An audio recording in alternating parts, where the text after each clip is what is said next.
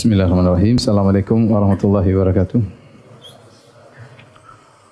Alhamdulillahi ala ihsanihi wa syukru lahu ala taufiqihi wa amtinani. Asyhadu an la ilaha illallah wahdahu la syarika lahu ta'ziman li sya'ni. Wa asyhadu anna Muhammadan abduhu wa rasuluhu da'ila ridwani. Allahumma salli alaihi wa ala alihi wa ashabihi wa ikhwani. Hadirin dan hadirat yang dirahmati Allah Subhanahu wa taala. Kita lanjutkan bahasan kita. Imam Ibnu Taimiyah rahimahullah taala menyebutkan beberapa ayat yang menunjukkan tentang an-nafyu al-mujmal, an-nafyu al-mujmal, yaitu penafian secara global. 3 ayat. Walam yakul lahu kufuwan ahad, tidak satu pun yang serupa dengan Allah. Kemudian fala taj'alu lillahi andada wa antum ta'lamun, janganlah kalian menjadikan bagi Allah tandingan-tandingan sementara kalian mengetahui itu tidak boleh, ya. Kalau mengetahui hanya Allah yang mencipta. Kemudian juga minan nasi may yattakhidhu min dunillahi andadan yuhibbunahum ka hubbillah. Di antara manusia ada yang menjadikan, ya, selain Allah sebagai tandingan bagi Allah. Yuhibbunahum ka hubbillah. An-nafyu, ya, sudah pernah kita bahas, ada namanya an-nafyu al-mujmal. Nafian secara global.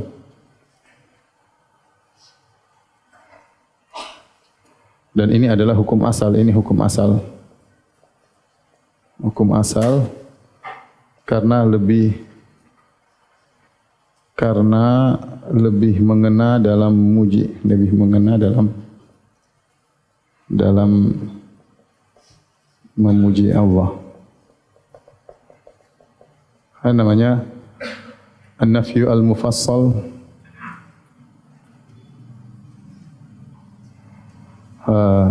Penafian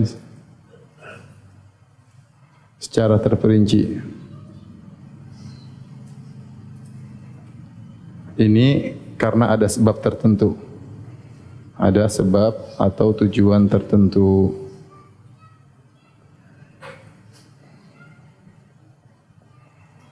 Yang nafyu al-mufassal dalilnya banyak, seperti tadi ayat yang kita sebutkan, ya. Contoh, walam yakun lahu apa? Kufuwan ahad. Tidak ada satupun yang setara dengan Allah. Di sini ahad, ya, umum. Tidak ada satupun yang setara dengan Allah. Di sini nakirah, ya. Nakirah fata'um, ya, memberi faedah keumuman.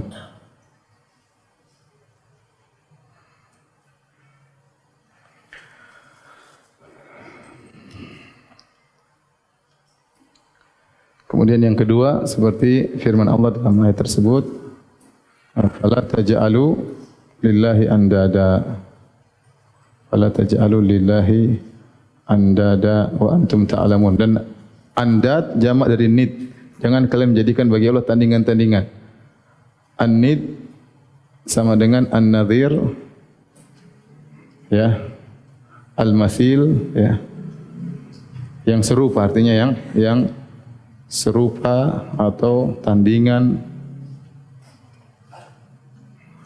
Kemudian juga ayat yang ketiga, wa minan nasi may yattakhidhu min dunillahi andada. Kembali kepada mana ini? Wa min nasi may yattakhidhu min dunillahi andadan yuhibbunahum ka hubbillah. Jadi antara orang-orang ada yang menjadikan selain Allah sebagai tandingan-tandingan bagi Allah, juga terlarang. Yuhibbunahum ka hubbillah. Adapun sudah kita jelaskan an-nafyul mufassal, penafian secara terperinci, ya. Karena ada sebab, ya, di antaranya menolak tuduhan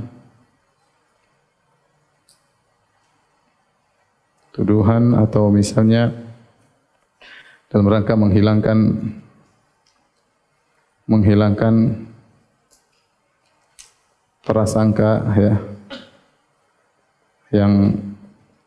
yang salah yang mungkin muncul, ya. menolak tuduhan misalnya walam yakul lahu kufuwan ahad.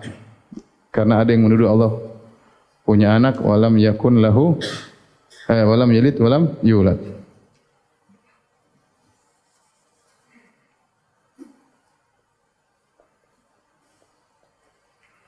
Menghilangkan prasangkaan seperti wa ma massana min lugub. Min lugub. Kami tidak ditimpa dengan keletihan. Kenapa? Allah mengatakan sungguh kami telah menciptakan wala qad khalaqna samawati wal arda wa ma bainahuma fi sittati ayyamin wa ma massana min lugub. Sungguh kami telah menciptakan langit dan bumi dan apa yang ada di antara keduanya dalam waktu 6 hari. Mungkin orang bersangka kalau itu hari ke-7 istirahat, maka Allah bantah. Wa ma massana min lugub dan kami tidak capek. 6 hari itu bukan berarti hari ke-7-nya apa? Istirahat. Maka Allah bantah. Dan ini juga membantah orang Yahudi yang mengatakan Allah istirahat pada hari ke-7 ya. Misalnya untuk menekankan sifat yang sebelumnya. Seperti firman Allah Subhanahu wa taala, Allahul huwal hayyul qayyum, Allahul ladzi la ilaha illa huwal hayyul qayyum, la ta'khudhuhu sinatun wa la naum. Al-hayyu al-qayyum la ta'khudhuhu sinatun wala naum. Allah yang maha hidup dan maha tegak dan menegakkan yang lain. Kemudian Allah mengatakan Allah tidak ditimpa dengan ngantuk dan juga tidur. Sebagai penekanan kepada sifat al-hayat dan al-qayyumiyah. Jadi ini ini untuk menekankan ini. Al-hayyu al-qayyum. Tapi hukum asal dalam penafian adalah penafian global. Saya sering sampaikan kalau raja tidak ada yang seperti engkau, yaitu keren ya. Ya. Tapi kalau raja, engkau enggak goblok, engkau enggak pesek, engkau enggak repot kalau begitu. Engkau enggak pendek. Engkau enggak miskin ya, kurang bagus ya. Oleh karenanya penafian secara mufassal terperinci ini ada sebabnya. Tidak serta-merta didatangkan oleh Allah. Tapi kalau datang dalam Al-Qur'an, laisa kamitsli apa? Syai'. Ya.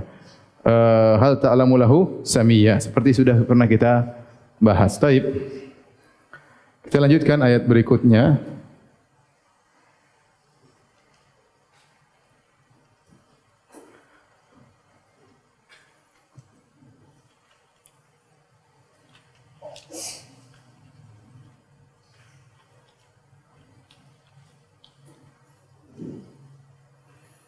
Dalam surat Al-Isra. Wa qulil hamdulillahi alladzi lam yattakhidh waladan wa lam yakul lahu syarikun fil mulk wa lam yakul lahu waliyyun minadh-dhul wa kabbirhu takbira.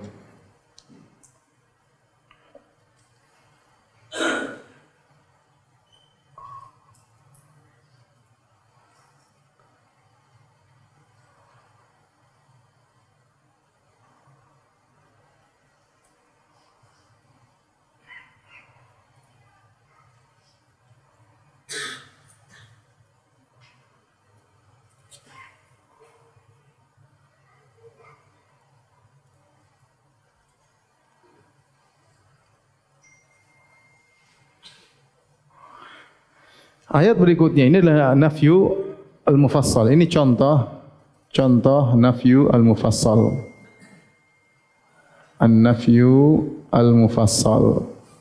Di sini Allah menafikan Allah tidak punya anak, Allah tidak punya syarik yang ikut serta dalam alam pengaturan alam semesta dan Allah tidak punya wali penolong karena kelemahan, ya. Wa qulil hamdulillahilladzi lam yattakhidh waladan. Ucapkanlah segala puji bagi Allah. Kenapa? Alladzi lam yattakhidh waladan, yang tidak punya anak, wa lam yakun lahu syarik, dan tidak punya syarikat, sekutu dalam kerajaannya, wa lam yakul lahu waliyyun minadh-dhul, dan Allah tidak punya penolong karena kelemahannya. Bukan Allah lemah terus dia ambil penolong, tidak ada. Ini contoh nafi apa? Al-mufassal. Tentunya masing-masing penafian ini ada sebabnya.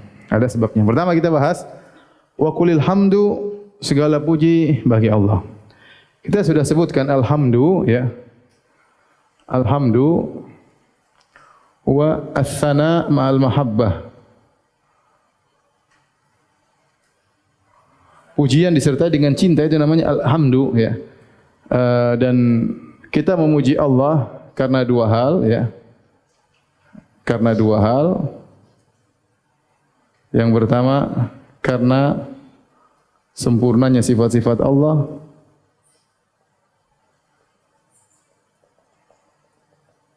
Yang kedua karena karunia Allah kepada kita.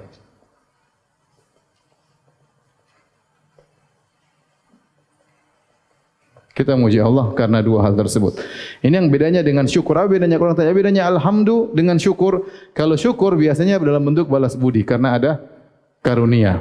Maka di sini bisa mencakup apa? Syukur kepada Allah Subhanahu wa taala. Tetapi kita tidak bersyukur kepada Allah karena sifat-sifatnya yang mulia, tapi kita memuji Allah. Kita memuji Allah Subhanahu wa taala. Karena sempurnanya sifat-sifat Allah, kemudian dan tidak ada yang menyamai Allah dalam kesempurnaannya. Yaitu Allah Maha Esa dalam kesempurnaannya. Waktu antum mengucapkan alhamdulillah, antum hadirkan itu. Wa qulil hamdulillah, ucapkan alhamdulillah, hadirkan dalam diri kita. Kita ini memuji Allah karena dua. Pertama karena Allah yang Maha Suci, Allah yang begitu sempurna, sifat-sifatnya yang mulia, Al-Halim, Ar-Rahim, banyak sekali sifat-sifat Allah yang mulia, ya. Dan Dia sempurna, dalam kesempurnaannya Dia Maha Esa, tidak ada yang menyamai Allah Subhanahu dalam kesempurnaannya. Yang kedua, kita karena bersyukur kepada Allah, kita muji Allah, alhamdulilladzi at'amani hadzal ta'am wa razaqanihi min ghairi haulin minni wala quwwah. Segala puji habis minum kita bilang atau habis makan, segala puji bagi Allah yang telah memberikan makan kepada kita, ya. Makanya innallaha la yardha 'anil 'abdi an yahmadahu ya idza akala aklatan an yahmadahu. Sungguhnya Allah ridha kepada seorang hamba kalau dia makan dia memuji Allah Subhanahu wa taala. Wa idza syariba syarbatan ahyamadahu. Kalau dia minum maka dia memuji Allah. Allah ridha dengan hamba, Allah suka dengan hamba yang seperti itu. Baik, pembahasan berikutnya walam yattakhidz waladan. Ini nafi al-mujmal. Walam yattakhidz waladan. Kenapa ada sebabnya kenapa Allah menafikan Allah tidak punya anak? Karena yang mengatakan Allah punya anak itu sangat banyak, ya. Yang mengatakan Allah punya anak, ya.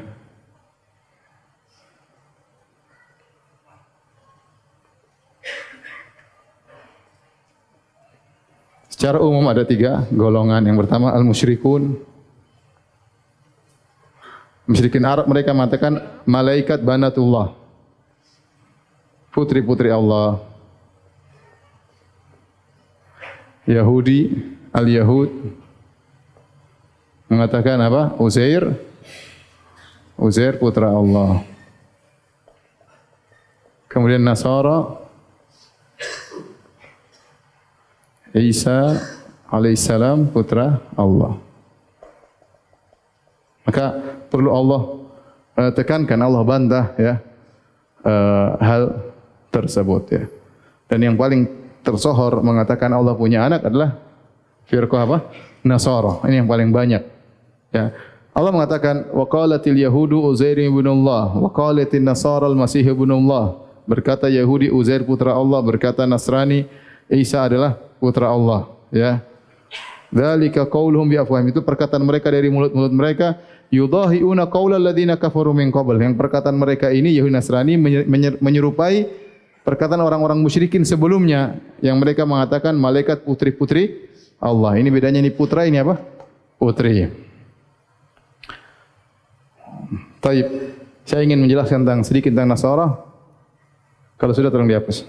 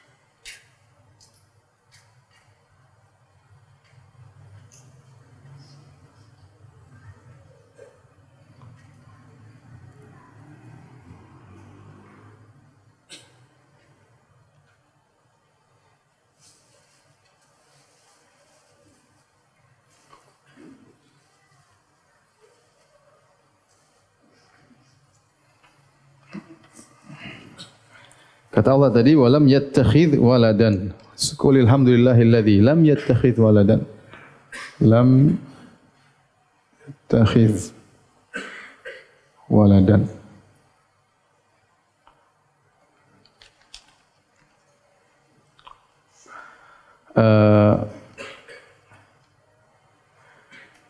An-nafyu, kalau kita mau bagi juga, an-nafyu terbagi menjadi dua. Nafyu syai'in muttasil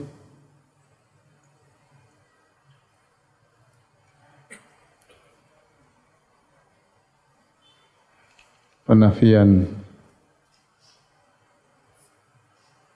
dari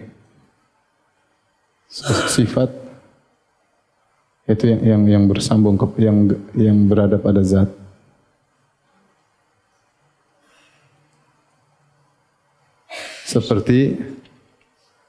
Seperti contohnya tidak tidur, tidak ngantuk, ya, tidak lelah. Ini penafian dari sifat yang dianggap berada dalam zat. Namanya an-nafyu syai'in munfasil. Ya, yaitu penafian terhadap sesuatu yang di luar zat Allah. Dalam hal ini seperti nafyul walad, seperti tidak punya anak. Anak kan di luar. Kemudian juga tidak punya istri, sahibah. Ya. Kemudian tidak punya syarik, sekutu. Kemudian penolong karena lemah. Ini sekedar pembagian aja. Dan dalam ayat ini yang dibahas adalah yang ini, nafyu syai'in munfasil, ya. Ini yang sedang dibahas. Karena Allah mengatakan lam yattakhidh waladan wa lam yakul lahu syarikun fil mulki wa lam yakul lahu waliyyun minadh-dhul fakabbirhu takbira. Katakanlah Allah, pujilah Allah Subhanahu wa taala yang tidak punya anak, tidak punya sekutu dalam kerajaannya, tidak punya penolong karena kelemahannya, dan agungkanlah Allah dengan seagung-agungnya. Taib, dalam Al-Quran banyak sekali ayat-ayat yang menafikan tentang anak. Ya. Allah tidak punya anak, Allah tidak punya anak, banyak sekali, ya. Contohnya dalam firman Allah dalam lam yattakhidh waladan. Kemudian juga dalam firman Allah Subhanahu wa taala, ya, wa yunziru alladziina qalu ittakhadallahu walada ma lahum bihi min ilmin, ya, wala li abaihim kaburat kalimatan takhruju min afwahihim yaquluna illa kadhiba. Al-Quran diturunkan untuk memperingatkan dalam surat Al-Kahfi. Al-Quran diturunkan untuk memperingatkan orang-orang yang mengatakan Allah punya anak. Sungguhnya mereka tidak punya ilmu tentang hal tersebut, dan tidak juga nenek moyang mereka punya ilmu yang sudah mendahului mereka mengatakan Allah punya anak, ya. Kata Allah, kaburat kalimatan takhruju min afwahihim. Sungguh buruk kata-kata yang keluar dari mulut mereka. Iyaquluna illa kadhiba. Mereka hanya berkata dengan kedustaan bahwasanya Allah punya anak. Kemudian juga dalam firman Allah Subhanahu wa taala, misalnya dalam wa qalu ittakhadha ar-rahmanu walada, dalam surat Maryam, wa qalu ittakhadha ar-rahmanu walada. Mereka mengatakan Ar-Rahman punya anak. Laqad ji'tum syai'an idda. Sungguh kalian telah mendatangkan suatu perkara yang mungkar.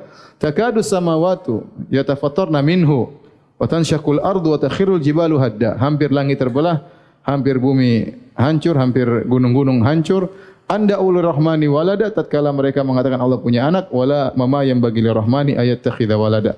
Tidak pantas bagi Allah untuk punya anak. Jadi ayat-ayat kebanyakan berbicara tentang Allah tidak punya anak, karena kejadian di alam semesta kebanyakan menuduh Allah punya anak. Makanya filosofi Allah punya anak banyak. Orang musyrikin Arab tadi mengatakan Allah punya putri-putri apa? Malaikat. Yahudi mengatakan apa? Uzair putra Allah. Nasara bilang Masih putra Allah. Orang Yunani mengatakan Hercules putra Zeus. Mereka nanti orang Hindu juga begitu. Ada Krishna atau apa, anak putra dewa mana. Pokoknya ada gitu-gitulah. Ada filosofi Tuhan punya anak di alam semesta. Itu filosofi, bukan filosofi yang baru, bukan karya orang-orang Nasara, bukan karya orang-orang Yahudi. Kata Allah, yudahiuna qaulal ladzina min kafaru min qabl. perkataan mereka ini menyerupai perkataan orang kafir sebelumnya. Jadi bukan buah karya Nasara maupun Yahudi bahwasanya Allah punya anak. Sudah ada umat-umat sebelumnya yang mengatakan Allah punya anak. Maka dalam banyak ayat Allah menafikan hal tersebut. Tapi tidak ada satu orang pun mengatakan Allah punya bapak. Adakah yang mengatakan Allah punya bapak? Enggak ada. Namun kenapa Allah Subhanahu wa taala dalam Al-Qur'an mengatakan lam yalid wa lam yulad, ya. Lam yalid wa lam yulad. Maksudnya ini Allah tidak punya anak. Yang ini Allah tidak punya bapak. Tidak punya bapak. Tidak punya ayah. Para ulama bahas kenapa Allah mengatakan lam yalid wa lam yulad. Seharusnya wa lam yulad tidak perlu. Kenapa Allah tambah di sini wa lam yulad? Apa faedahnya? Maka dikatakan ada dua sebab. Sebab pertama, dua sebab. Yang pertama untuk menekankan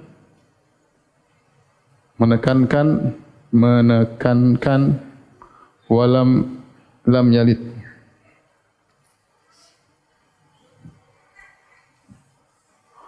Menekankan lam yalid. Tidak punya anak. Karena ya kalau bukti bahwasanya logikanya begini, bukti bahwasanya Allah tidak punya anak. Anak adalah pengakuan kalian bahwa Allah tidak punya bapa. Allah tidak dilahirkan.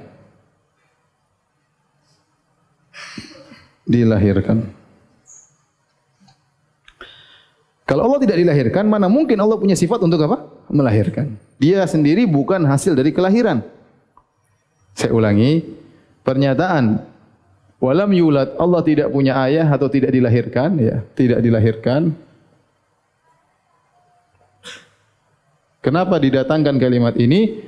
Sebabnya untuk menekankan ini, lam yalid. Karena kalian sudah mengakui Allah tidak dilahirkan, karena tidak ada satupun yang mengatakan Allah apa? Dilahirkan. Tidak ada. Tapi mengatakan Allah melahirkan, Allah punya anak banyak. Maka kita katakan sebagai bukti bahwasanya Allah tidak punya anak, kalian sudah mengakui Allah bukan anak.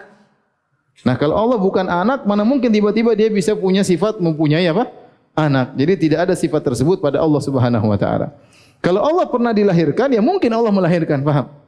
Kalau Allah adalah statusnya punya bapak, ya mungkin Allah punya anak. Tapi tatkala Allah bukanlah punya bapak, tidak punya bapak dan juga tidak dilahirkan, maka mustahil dia akan punya anak. Faham maksudnya? Bingung atau nanti saya tanya ada hadiahnya nih kalau bisa jawab. Faham ya? Saya ulangi. Kenapa dikatakan walam yulad? Allah tidak dilahirkan, padahal tidak ada satu manusia pun mengatakan Allah punya bapak, ya. Untuk menekankan ini pengakuan yang sudah diakui oleh manusia, dijadikan dalil oleh Allah untuk menekankan, wahai hendaknya kalian berfikir, kalian tahu Allah bukanlah statusnya sebagai anak, mana mungkin Allah punya apa? Anak. Paham ya? Enggak paham ya sudah. Yang kedua, untuk membantah sebagian Nasara yang berkata, wa qalat an-nasara al-masih ibnullah. Apa namanya? Laqad kafara alladziina qalu innallaha huwal masih ibnu Maryam. Innallaha huwal masih ibnu Maryam. Sungguh telah kafir orang-orang yang mengatakan Allah adalah Isa. Allah adalah Isa. Sungguh telah kafir orang-orang yang mengatakan Allah adalah apa? Isa. Bantahannya gampang, Allah tidak dilahirkan sementara Isa dilahirkan. Paham? Ini Allah sama dengan apa? Isa. Bantahan Allah tidak dilahirkan sementara Isa dilahirkan. Dilahirkan. Kalau begitu Allah tidak sama dengan Isa, dengan Yesus.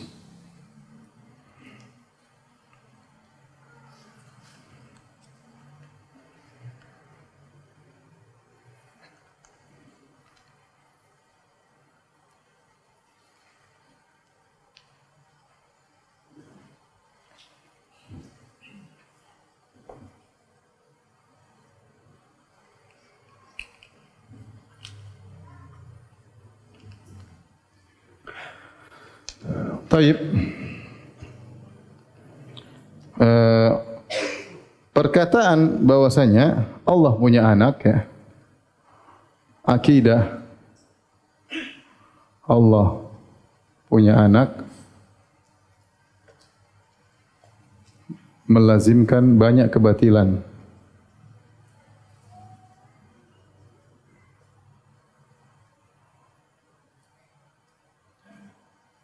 Kebatilan, perendahan kepada Allah, kebatilan dan perendahan kepada Allah.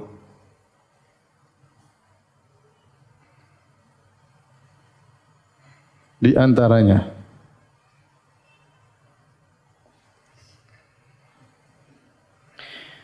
yang pertama, ya, ini adalah pencelaan terhadap sifat maha kaya Allah. Maha kaya atau tidak membutuhkan selainnya.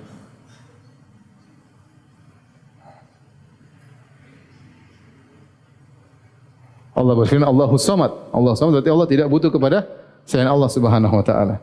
Allah Subhanahu wa taala berfirman, ya,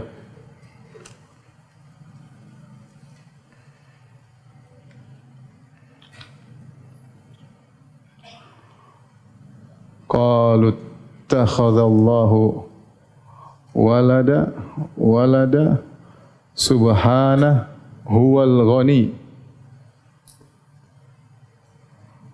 Artinya mereka berkata Allah punya anak, Maha suci Allah, Dialah maha kaya. Maha kaya. Nah, kalau kita bilang Allah punya anak, kelazimannya Allah butuh kepada anak tersebut. Kalau enggak butuh, ngapain Allah punya anak? Kelazimannya Allah butuh kepada anak tersebut.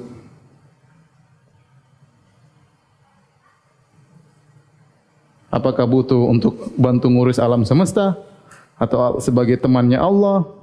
Allah tidak mau kesendirian, ya macam-macam. Kalau gitu Allah juga butuh ibunya misalnya. Jadi ini semua pencelaan terhadap sifat maha kaya Allah. Dan Allah sebutkan, qalu takhadallahu waladan subhanahu huwal ghani. Ini bantahan, huwal ghani, dialah maha kaya, bantahan terhadap mengatakan Allah punya anak. Karena mengatakan Allah punya anak, kelazimannya berarti Allah tidak maha kaya. Allah butuh dengan anak tersebut. Faham? Paham atau tidak?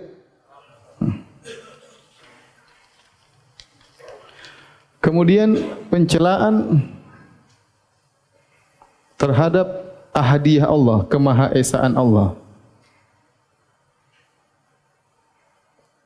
Karena punya anak berarti Allah berbilang, ya Tuhan berbilang. Allah Subhanahu wa taala berfirman,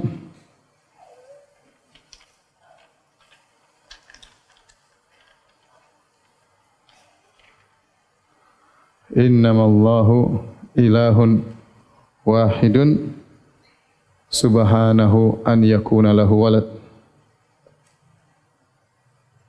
Sungguh Allah adalah Maha Esa. Maka Maha Suci Allah kalau punya anak. Tidak mungkin Allah punya anak. Karena kalau punya anak, menghilangkan kemahaesaan Allah Subhanahu wa ta'ala. Kemudian pencelaan terhadap rububiyah Allah.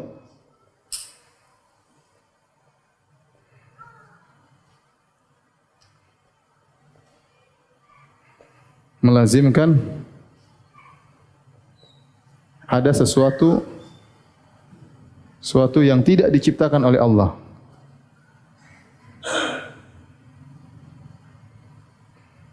oleh Allah, yaitu anaknya. Padahal kita tahu Allahu khaliqu kulli syai'. Allah mencipta segala apa? Sesuatu. Berarti kalau Yesus adalah anak Allah, berarti Yesus tidak diciptakan oleh apa? Allah. Ya, berarti ada sesuatu yang tidak diciptakan oleh Allah, itu anaknya. Dan ini adalah pencelaan terhadap rububiyah Allah. Padahal rububiyah Allah melazimkan semuanya diciptakan oleh apa? Allah Subhanahu wa taala. Allah singgung dalam Al-Qur'an, ya badi'us samawati wal ardi an yaqalna anna yakunu lahu walad wa lam yakul lahu sahiba wa khalaqa kulli syai'. Kata Allah Subhanahu wa taala, badi'us samawati wal ard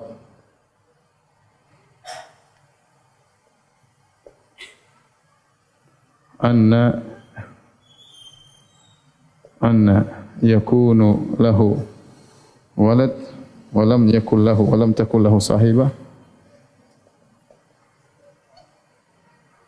wa khalaqa kulla syai'.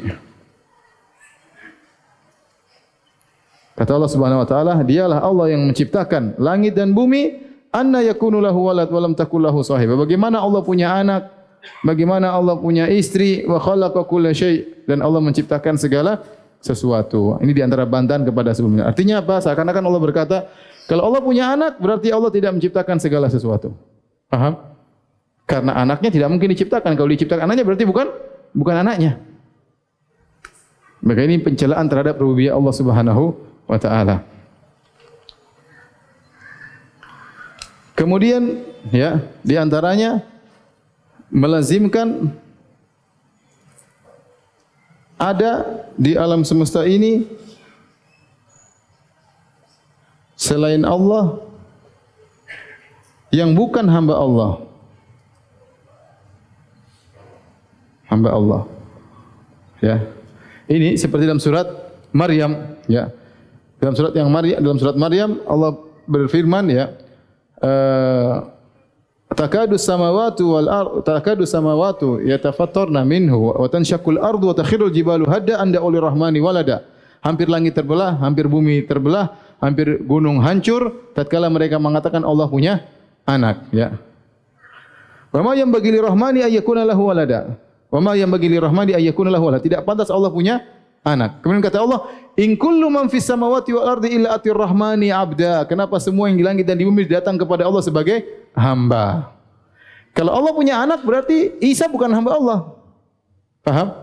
Kelaziman dari Isa adalah anak Allah, berarti Isa bukan hamba Allah. Padahal Allah mengatakan, in kullu man fis samawati wal ardi illa atir rahmani abda. Setelah Allah membantah tentang pernyataan Allah punya anak, Allah mengatakan sungguh yang langit dan seluruh yang di bumi akan datang kepada Allah sebagai apa? Hamba. Paham? Kemudian berikutnya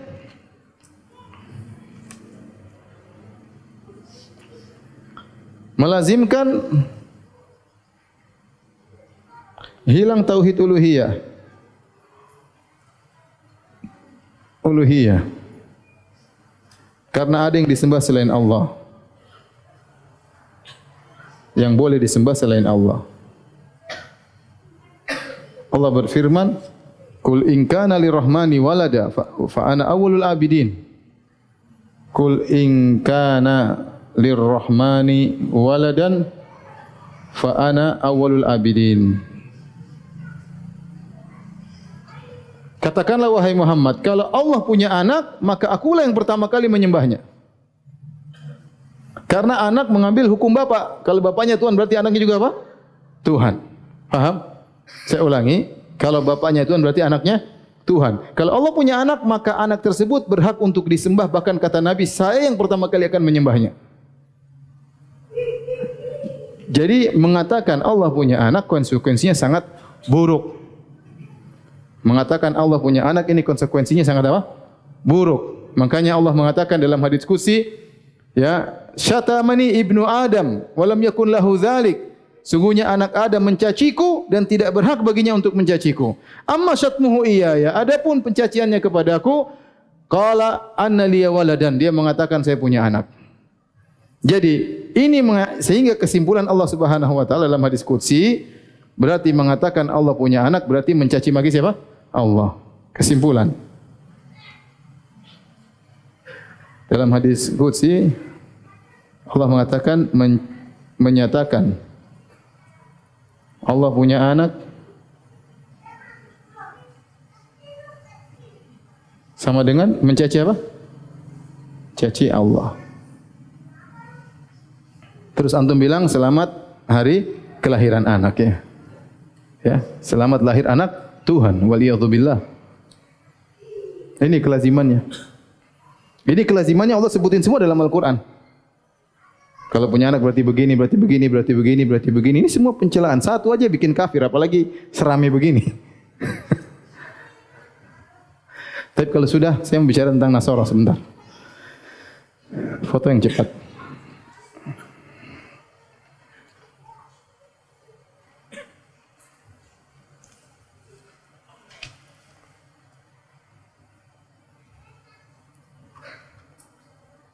Sebentar, Mas.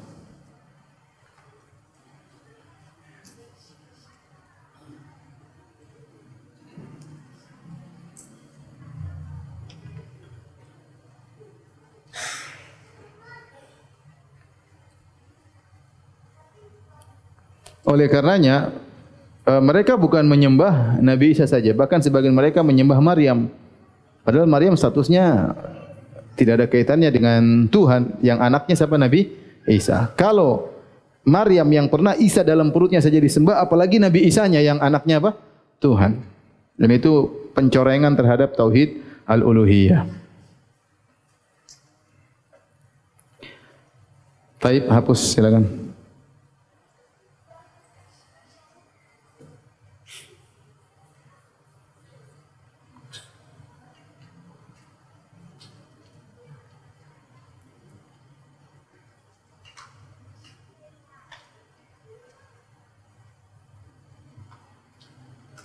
Itu orang-orang yang mengatakan selamat hari lahirnya Nabi Isa sebagai anak Tuhan. Apa dia punya ghirah tetap agama atau tidak? Saya juga bingung ya. Ini puncak tauhid. Ya, puncak mengatakan Allah punya anak, hancur sudah tauhid ya.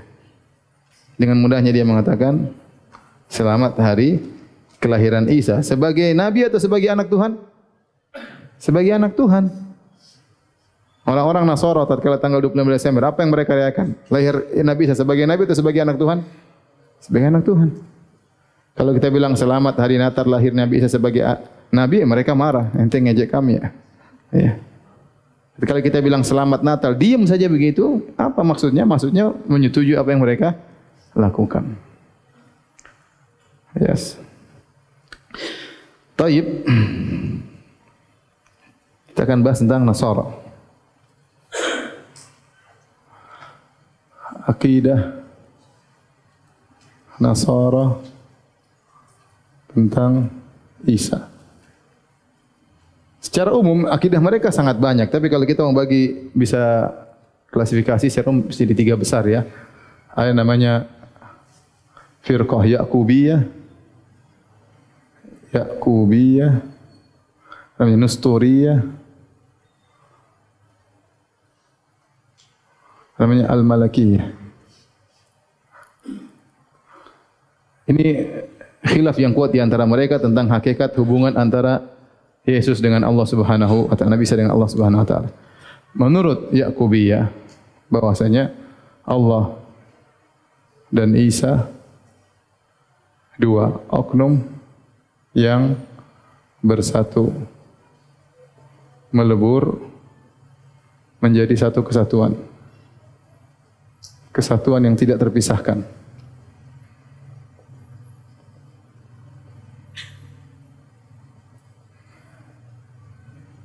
Seperti air dicampur susu.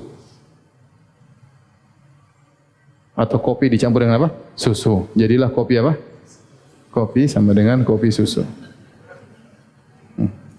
Tidak bisa dipisah lagi ya, udah kopi susu. Satu kesatuan. Nestoriyah tidak. Allah dan Isa, Allah menempati Isa. Isa seperti air menempati gelas.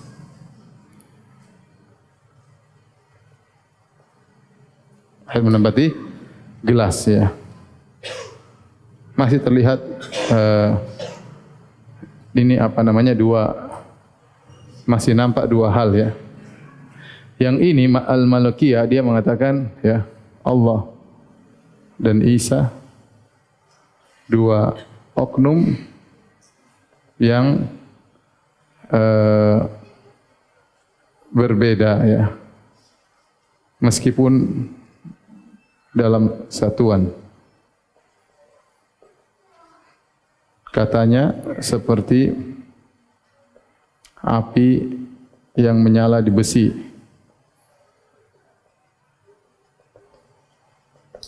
Intinya ini semua ngawur ya. Ya. Adapun dalam Al-Qur'an, akidah Nasara dalam Al-Qur'an,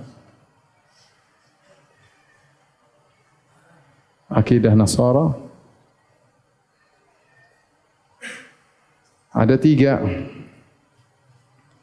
Yang pertama, Allah sama dengan Isa. Kata Allah Subhanahu wa taala, laqad kafara alladziina qalu innallaha huwal masih ibnu Maryam. Yang kedua ya, Isa putra Allah. Wa qalu takhadhar rahmanu walada. Wa qalu takhadhar rahmanu walada. Mereka mengatakan Allah mengambil anak. Yang ketiga, Trinitas. Kata Allah Subhanahu wa taala, laqad kafara alladziina qalu innallaha salisu salasah. Allah satu dari yang 3. Semuanya dikafirkan oleh Allah Subhanahu wa taala. Maka khilaf apakah ketiga ini masing-masing ini adalah yang ini adalah yang ini adalah yang ini ya.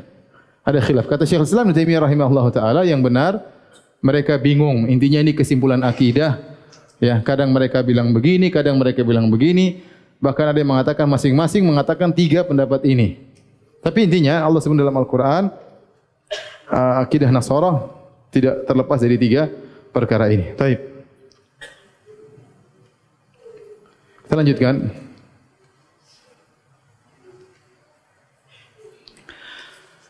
Pertanyaan, apa maksud Isa anak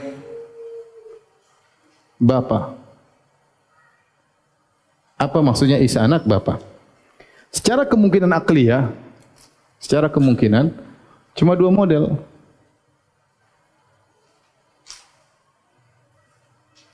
Ada 2 kemungkinan. Yang pertama, anak biologis.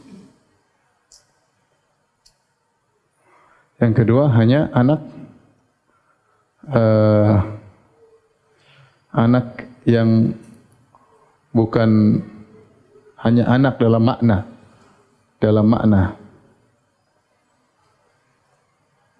Anak dalam makna. Kalau kita bilang anak dalam makna, ini bikin muskilah banyak ya. Maksudnya apa anak dalam makna? Oh maksudnya kalau maksudnya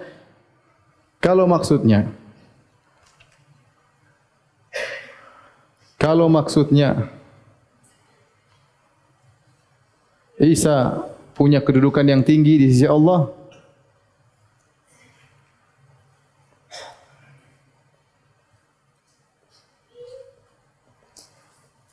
maka semua nabi anak Allah, ya enggak?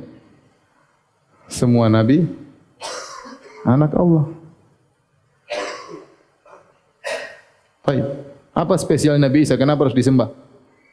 Ya, semua nabi anak Allah. Kalau mengatakan anak Allah maksudnya kedudukan yang tinggi. Kalau mereka mengatakan bahwasanya Isa adalah hasil ilmu Allah atau kalimat Allah yang Allah tiupkan ke Maryam melalui Jibril, melalui Ruhul Kudus. Ruh Kudus. Kudus. Maka, perhatikan sini. Ini yang mereka sering bilang. Isa adalah hasil kalimat Allah yang Allah tiupkan ke Maryam melalui Ruh Kudus. Ya. Tapi saya sama antum. Kalau umat Islam, Nabi mengatakan wa kalimatu alqaha ila Maryam wa ruhum min. Isa itu adalah ruh. Nabi SAW berkata, Nabi Isa itulah ruh dari ruh yang Allah ciptakan, yang Allah lemparkan ke dalam Maryam dengan kalimatnya, yaitu dengan kun fayakun. Bukan kalimat, bukan firman Allah yang masuk ke dalam Maryam. Tunggu dulu. Seandainya kita sekarang membahas ini secara logika. Kalimat Allah ini benda atau abstrak?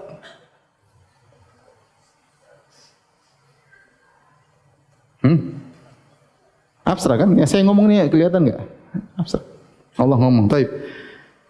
Abstrak ini kemudian masuk ke dalam ini abstrak. Kalimat tambah rahim Maryam sama dengan Isa. Ini enggak logis. Orang-orang Nasrani enggak logis. Kok bisa suatu kalimat jadi apa? Nabi Isa. Ini kalimat abstrak kok jadi benda? Nabi Isa kan materi atau benda atau abstrak? Nabi Isa ini konkret. Materi. Secara logika bagaimana kemudian ya suatu abstrak berubah menjadi materi, ya.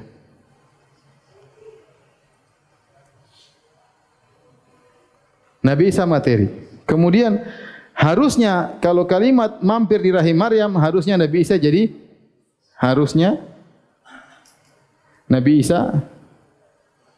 kata juga.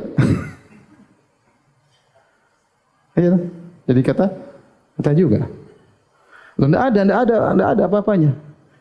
Kalau kalimat tersebut ternyata tidak bercampur dalam Maryam, berarti ya dia bukan dari Allah. Nabi Isa berarti tidak ada sesuatu yang dari Allahnya. Kita cuma dua kemungkinan. Yang ada di Isa ini, apakah perkataan atau suatu zat dari Allah?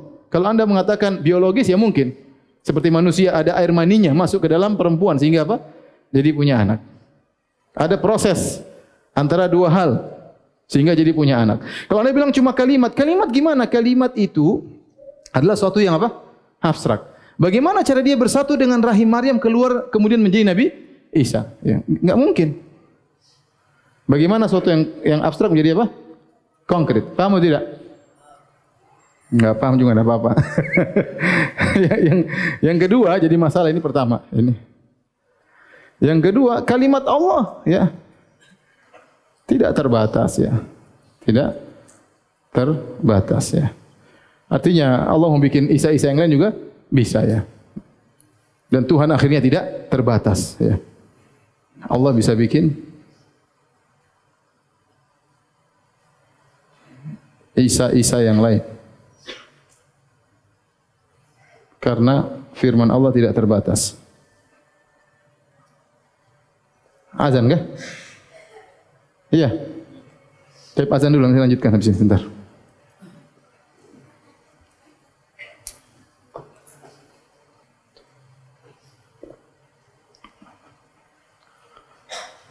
Taib, saya akan mengajak antum lagi untuk berlogika. Ya. Karena seorang mengatakan, mereka bingung, apa itu? Isa itu bagaimana hakikatnya? Kalau mereka bilang, zat Allah lepas, ya repot. Seakan-akan hubungan biologis, ya. Ada bagian Allah, ruh Allah yang lepas dari Allah, repot juga. Ya. Ya. Sehingga mereka berusaha mengatakan, ini kalimat Allah. Ya, kalimat Allah yang keluar dari Allah, kemudian masuk ke rahim Maryam. Taib. Saya tanya sama antum, kalimat Allah Tuhan atau bukan? Kalau Allah berbicara, kemudian keluar kalimat, apakah dia Tuhan? Bukan, dia sifat Tuhan, paham? Paham? Allah marah, berarti marah itu Tuhan? Bukan. Bukan kan? Ya, tapi dia sifat daripada Tuhan yang sedang marah misalnya. Ya, kalau kalimat ini bukan Tuhan, kok bisa jadi Tuhan nanti? Paham? Paham ke tidak? Ya. Kita tulis ya biar enggak lupa. Ya. Kalimat adalah sifat, bukan Tuhan. Kok bisa jadi Tuhan? Hmm. Yang ini juga kalimat adalah konkret. Kok bisa jadi materi? Kalimat adalah apa? Abstrak. Kok bisa jadi konkret ya? Semua pertanyaan. Ya. Oleh karenanya kalau kita mau bicara secara logis, yang lebih logis ini anak biologis. Dan ini diucapkan oleh sebagian Nasara. Ya. Bahwasanya ya seperti Dewa Zeus punya anak Hercules ya, dia mendatangi ibunya, kemudian terjadi apa yang terjadi, kemudian punya anak. Itu ada bagian dirinya yang dia masukkan ke situ sehingga punya anak. Paham? Meskipun ini perkataan lebih buruk daripada ini, tapi kalau secara logis ini lebih apa? Ini lebih logis. Logis karena ini apa? Konkret menjadi apa? Konkret. Lebih logis. Karenanya kata Ibnu Taimiyah rahimahullah taala, kalau ente datang kepada 10 Nasara bertanya tentang hakikat Trinitas, akan ada 11 pendapat.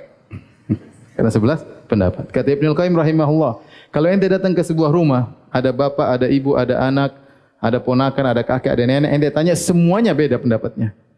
Karena mereka bingung dengan anak-anak ini, ya. Sungguh menakjubkan suatu kaum yang mereka meyakini sesuatu yang mereka tahu mereka tidak paham. Itu ajib. Kata Ibnu Taimiyah, menakjubkan suatu kaum yang mereka meyakini suatu perkara yang mereka yakin mereka tidak tahu itu hakikatnya apa. Tapi mereka meyakini, bahkan mereka membabi buta, bahkan mereka membela mati-matian. Karenanya gara-gara seperti ini, potensi muncul ateis di Nasrani banyak.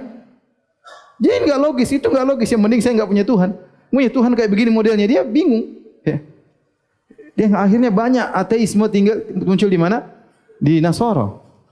Karena kalau dia mulai berpikir, makanya dia bilang, kalau nanti Nasrani semakin mendalam semakin enggak ngerti. Ya, semakin mendalam semakin apa? Enggak ngerti. Kok ini maksudnya gimana? Isa ini bagaimana? Apa namanya? Filosofinya bagaimana? Bingung. Paham antum? Alhamdulillah antum orang Islam ya. Alhamdulillah.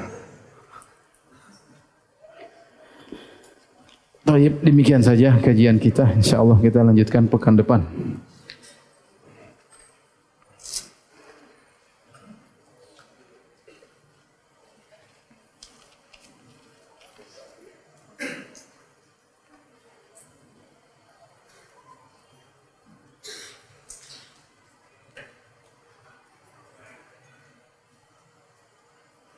Ustaz, ana seorang akhwat yang hampir menikah setelah nazar dan pertemuan keluarga. Si ikhwan tiba-tiba bilang enggak mau maju karena enggak serak, ngerasa ada yang enggak serak dengan ana. Padahal sebelumnya dia dari awal yang paling yakin dan segera ingin maju. Apakah ini merupakan jawaban dari istikharah ana? Sudahlah, terima sajalah ya. Ya. Asa an takrahu syai'an wa huwa khairul lakum, bisa jadi kamu membenci sesuatu itu lebih baik bagimu. Ya, kita enggak tahu. Makanya seorang Arab Badui ditanya, bima arafta rabbak, dari mana kau tahu Tuhanmu? Binaqdil azaim, dengan wa sarfil himam, dengan dibatalkannya tekad dan dipalingkannya cita-cita. Orang tiba-tiba berubah, ya itu berarti kita enggak menguasai apa hati kita. Berarti Allah mengatur hatinya. Dia mundur, Allah alam, mungkin anti istikharah, mungkin tidak pas buat anti, ya. Sudahlah, terima yang terjadi. Kita boleh bersedih, tapi kita terima apa yang Allah takdirkan. Bisa jadi kalau dilanjutkan mungkin lebih buruk. Dan ingat firman Allah, wa asa an takrahu syai'an wa huwa khairul lakum wa asa an tuhibbu syai'an wa huwa syarrul lakum wallahu ya'lamu wa antum la ta'lamun. Bisa jadi kau membenci sesuatu dan itu lebih baik bagimu. Bisa jadi kau mencintai sesuatu dan buruk bagimu. Allah yang lebih tahu, kau tidak tahu.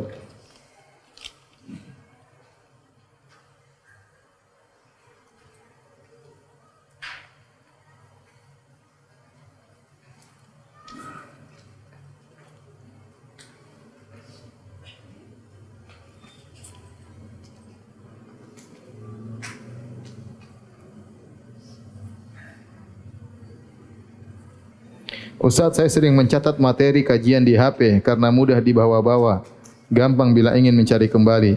Tapi ibu saya berpikir kalau setiap kajian saya main HP.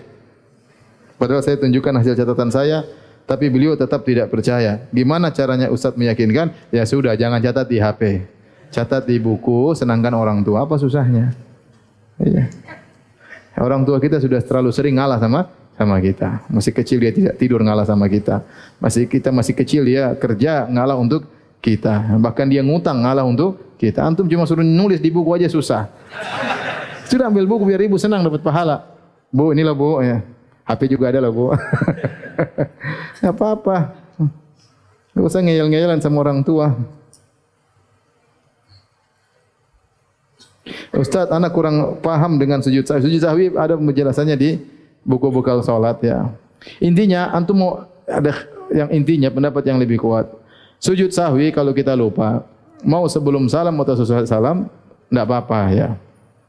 Ada perincian, tapi secara umum sebelum salam sudah salam tidak mengapa. Bagaimana cara sujud sahwi? Kalau kita ada lupa, ya tinggal kita kalau sebelum salam pas tasyahud akhir, kita sudah baca doa tasyahud akhir, jangan dulu salam. Kita sujud Allahu Akbar. Doanya bebas, doa zikir aja pas sujud. Adapun subhanalladzi la yanam wa la yashu, apa itu hadisnya tidak ada. Maka kita baca aja zikir apa?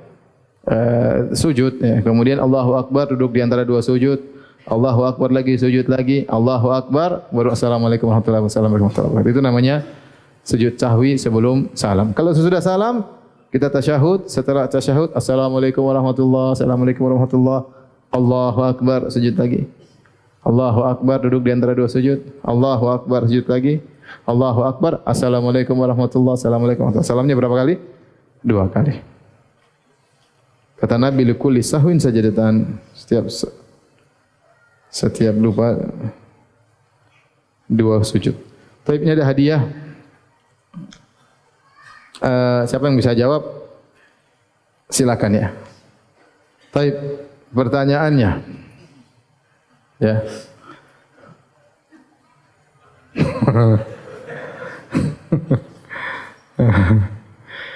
Siapa yang bisa sebutkan? Ini susah nih. Kenapa? 2 sebab kenapa Allah Subhanahu wa taala mengatakan walam yulad, Allah tidak dilahirkan. Hah? Antum?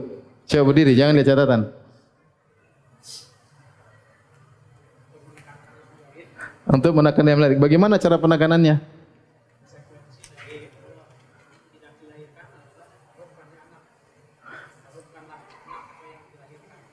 Konsekuensi dari Allah tidak dilahirkan berarti Allah bukan anak. Berarti masih belum. Itu baru mukaddimah. Kalau Allah tidak dilahirkan berarti Allah bukan anak, maka tidak mungkin Allah berubah status menjadi bisa punya anak. Sedangkan dia saja tidak dilahirkan. Yang kedua, Allah membantah. Nasrani mengatakan Allah adalah Isa. Kenapa bantahannya bagaimana? Sisi pendalilannya dari mana? Lam yulad. Sementara Nabi Isa, Masya Allah, setengah-setengah dong sama kita bagi 2. Sabar. Semua itu memang 2 jilid, semua bagi 2 bagaimana caranya?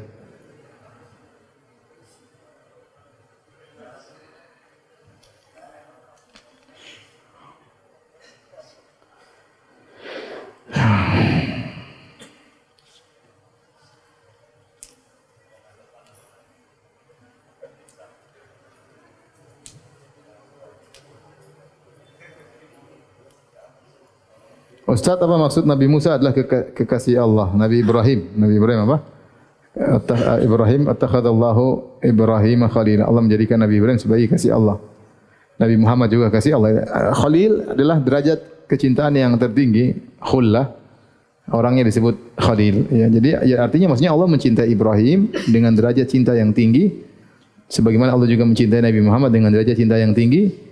Tidak berbeda dengan kecintaan Allah kepada nabi-nabi yang lain. Karena dua nabi spesial ya.